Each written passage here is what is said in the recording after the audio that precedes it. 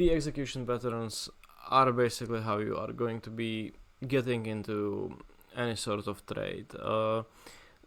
Although they are simple, more of a simple price patterns, it's great to have something like that, because it will also give you a level where your trade is invalidated. This is important, because you can be placing your stop loss in a way that you have a level where you don't want to be in a trade anymore.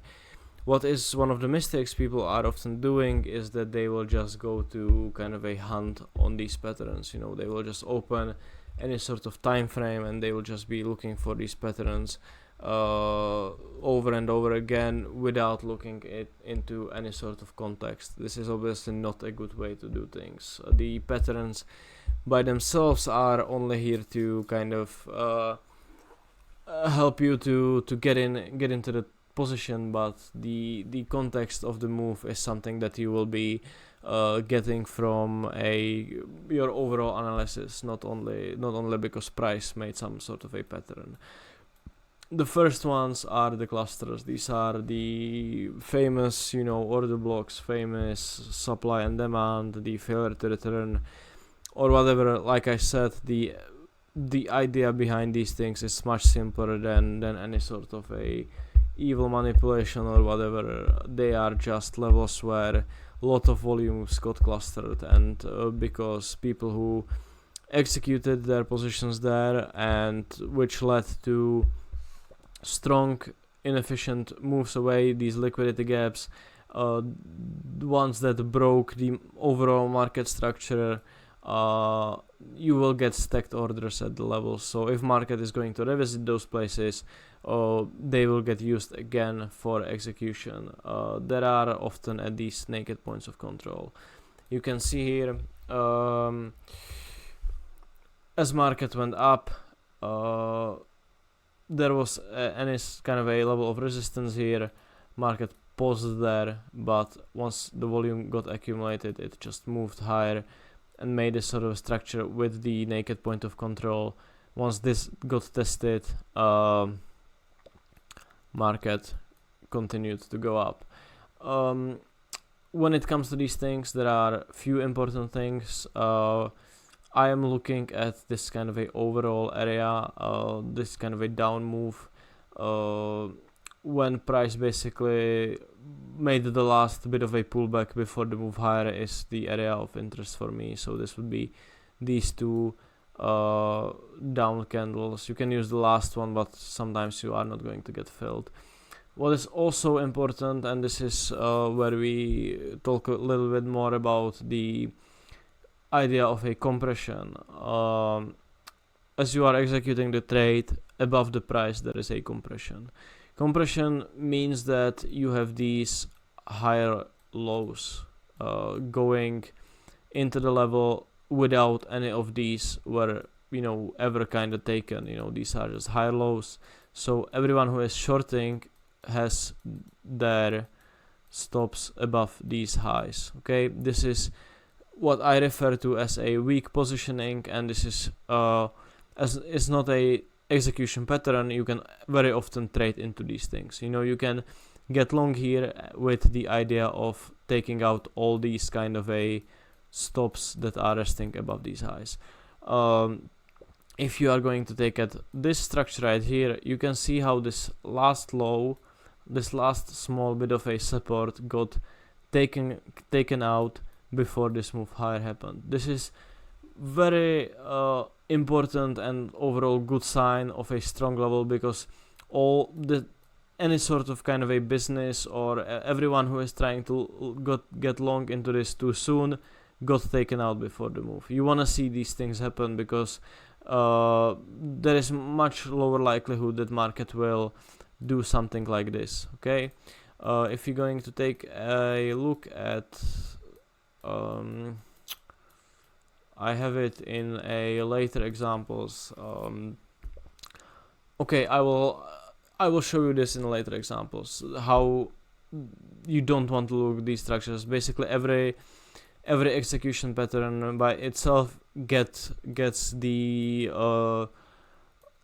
own video once we will cover the order flow and auction market theory, because then I will be showing you much more Confluence and more things how to use these. So just keep this as a simple example, and once we gonna progress a little further on, then I will show you how you don't want these structures to look at. But so far, this concept of a compression is something you should be looking at, over and over. And these clusters, like I said, areas of large executed volumes, the stacked orders from a large players are going to be resting here, playing for the continuation. Okay, no dark magic, no manipulation going on here. This is just how supply and demand works. The Quasimodo pattern is also called the over and under. You have probably seen me use this in the past. It's been covered also in a blueprint. It's the similar thing as the head and shoulders, but you are actually executing things at the right shoulder instead of waiting for any pattern to form. This is a very simple failure of breakout. Basically, you have a level of support or resistance which is which is created after this first test, here and here. Market then proceeds to break it, which will pick up the positioning at these areas. A lot of people will start playing for continuation, but market will quickly reverse. Once you will retest the original level of support or resistance, you will see the continuation, which is obviously caused by people who are underwater start covering their positions from here. Obviously, if you shorted at this level, market came back to you, you will start to closing your positions. This will drive markets higher. And also under these levels, there was clean initiative of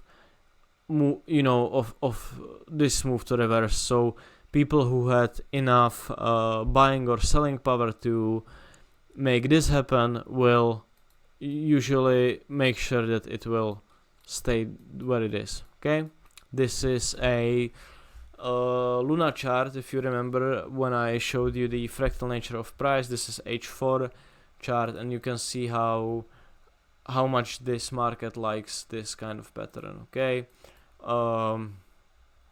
and it really doesn't matter much on the context. On the higher time frames, these work really well. You have a level of support, markets break below it, but there is a large pickup of buying. Market will reclaim the level, moves higher.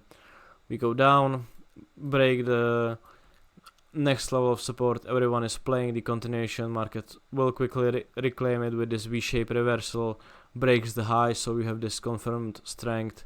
Retested, little bit of a bigger wick. Continuation higher.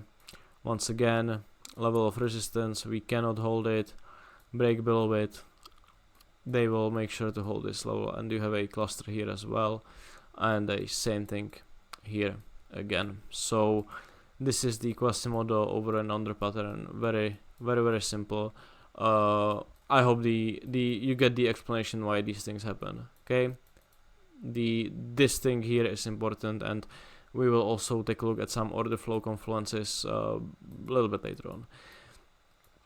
The failed swing. The failed swing is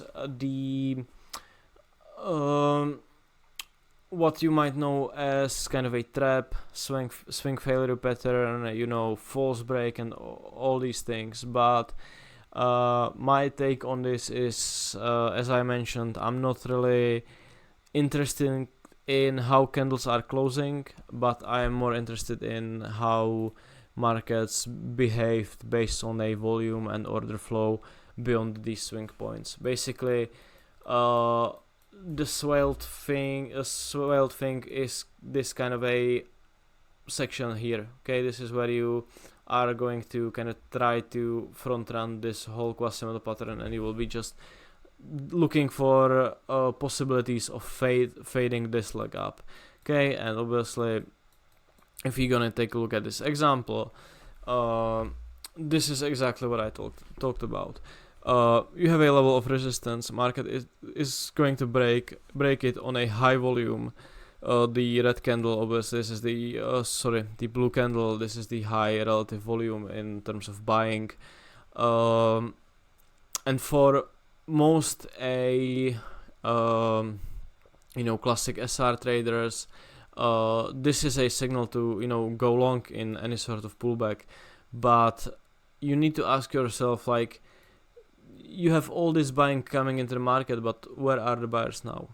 You have the one candle on a high buying volume, and then this market just starts to fail. So this is for me what I consider to be a failed swing. The same thing goes here. You have a swing point, market breaks it on a high relative volume. This is a little bit messy here, but once you really start reclaiming it, here, and obviously in this candle here, this is your failed swing. So once again, this will be covered in much greater details. All these patterns will be covered in much greater details. They will have their own video when we will be more familiar with the order flow and auction market theory. But just to show you the basics of what you can be expecting from getting into the trades.